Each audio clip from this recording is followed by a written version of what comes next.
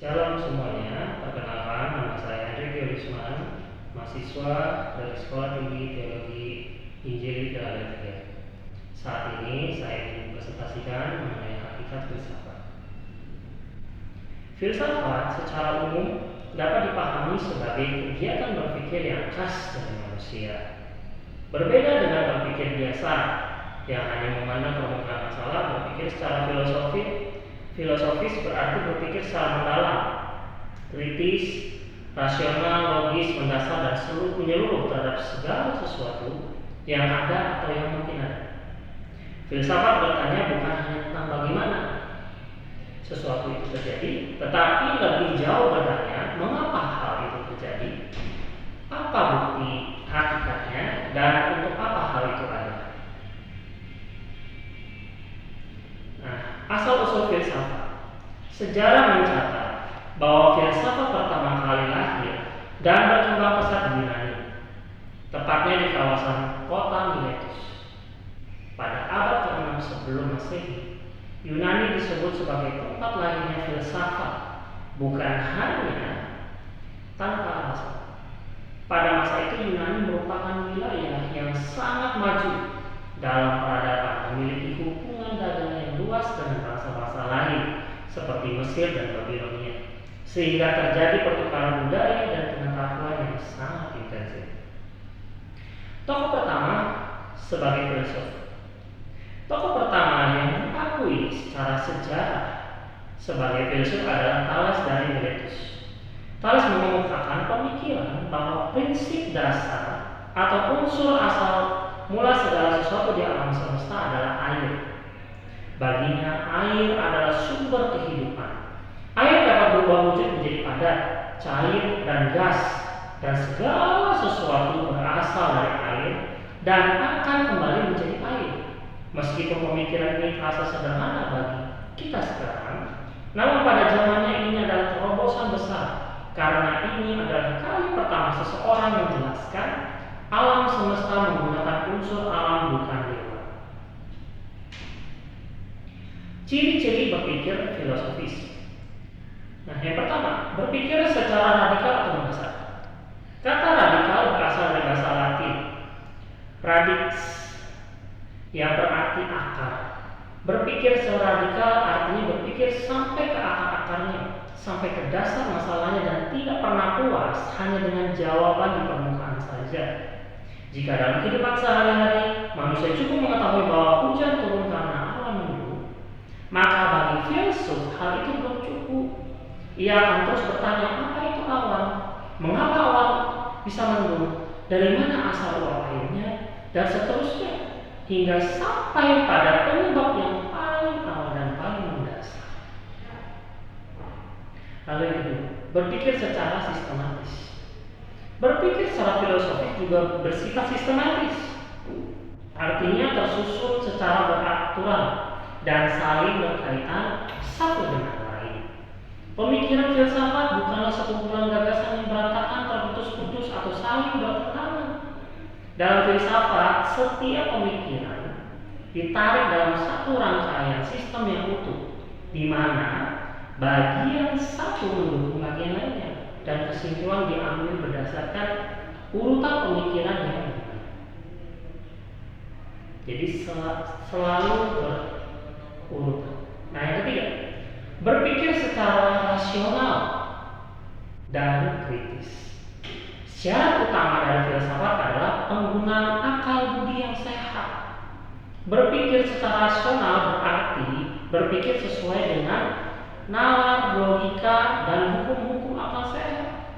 Sesuatu dianggap benar secara filosofis jika dapat diterima oleh akal dan memiliki alasan yang masuk akal, bukan didasarkan pada perasaan, emosi, tahayul, atau kepercayaan kita.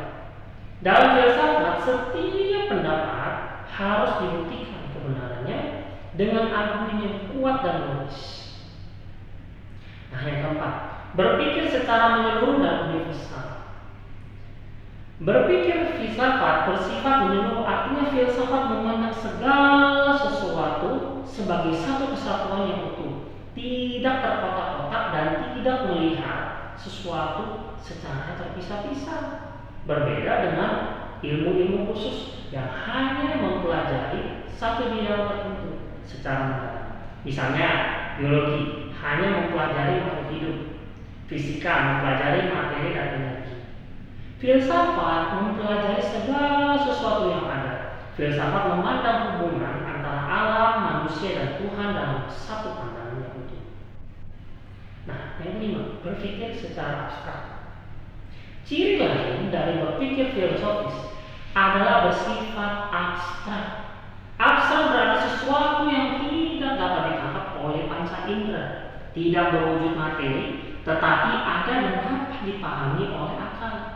Objek kajian filsafat banyak berhubungan dengan hal-hal yang tidak berwujud fisik, seperti apa? Keahlian, kebenaran, kebaikan, keindahan, kebebasan jiwa, dan hakikat keberadaan. Hal-hal ini tidak bisa dipegang, dilihat, atau ditimbang, namun sangat nyata pengaruhnya di dalam kehidupan. Lalu apa sih tujuan dan fungsi filsafat? Tujuan filsafat adalah untuk memperoleh pandangan yang menyeluruh dan teratur mengenai keseluruhan kenyataan. Manusia ingin tahu posisinya di alam semesta ini, hubungan dirinya dengan sesama manusia, hubungan dengan alam, dan hubungan dengan Tuhan. Pengetahuan ini diharapkan dapat memberikan kepuasan batin dan ketenangan jiwa karena manusia memahami makna keberadaan. Tujuan lain yang tidak kalah penting adalah untuk mendapatkan pedoman hidup. Dengan mengetahui apa itu kebaikan, apa itu keadilan, dan apa itu nilai, manusia diharapkan dapat menentukan sikap dan tindakan yang benar di dalam hidupnya. Filsafat bertujuan membentuk manusia yang bijaksana, yang tahu apa yang harus diperbuat dalam hidupnya. Lalu apa itu cabang-cabang filsafat? Cabang-cabang filsafat yang pertama adalah ontologi atau metafisika. Kata ontologi berasal dari bahasa Yunani, ontos yang ada, dan logos ilmu. Jadi ontologi adalah cabang filsafat yang mempelajari tentang yang ada, tentang hakikat kenyataan atau realitas. Ontologi sering juga disebut metafisika. Ontologi bertanya, apa itu ada? Apa hakikat segala sesuatu yang ada? Apakah hakikat dari kenyataan itu? Lalu yang kedua, epistemologi atau teori pengetahuan. Epistemologi berasal dari kata episteme atau pengetahuan dan logos ilmu. Jadi ini adalah cabang filsafat yang mempelajari tentang pengetahuan. Epistemologi membahas asal-usul pengetahuan, batas-batas pengetahuan, hakikat pengetahuan, struktur pengetahuan, dan keabsahan atau kebenaran pengetahuan. Pertanyaan pokoknya adalah, bagaimana manusia bisa mengetahui segala sesuatu? Dari mana asal pengetahuan kita? Bagaimana kita bisa membedakan antara kebenaran dan kekeliruan? Lalu cabang yang filsafat yang berikutnya adalah aksiologi atau teori nilai. Aksiologi berasal dari kata aksios atau nilai atau berharga atau harga, dan logos yang arti ilmu. Jadi aksiologi adalah cabang filsafat yang membahas tentang nilai. Cabang ini menjawab pertanyaan, untuk apa pengetahuan itu digunakan? Apa ukuran nilai sesuatu dan nilai apa yang seharusnya kita kejar? Nah, itulah aksiologi. Dan yang keempat, dari salah satu cabang filsafat ini adalah logika. Kita memakai logika. Logika berasal dari kata logos yang berarti akal, kata atau pembicaraan. Logika adalah cabang filsafat yang mempelajari aturan-aturan, cara-cara, dan hukum-hukum berpikir yang benar, sah, dan taat. Tujuan logika adalah agar manusia dapat berpikir secara tepat, tidak keliru, tidak sesat, dan dapat menarik kesimpulan yang benar.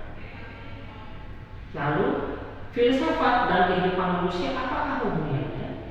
Hubungan antara filsafat dan manusia itu sangat erat dan tidak dapat dipisahkan. Bahkan ada pandangan yang mengatakan bahwa hakikat manusia adalah makhluk yang bersifilsafat atau homo philosophans. Artinya, ciri khas yang membedakan manusia dengan makhluk lain adalah kemampuannya untuk berpikir mendalam, merenungkan eksistensinya, dan bertanya mengenai makna hidup. Itu saja presentasi dari saya. Terima kasih, Tuhan Yesus memberkati.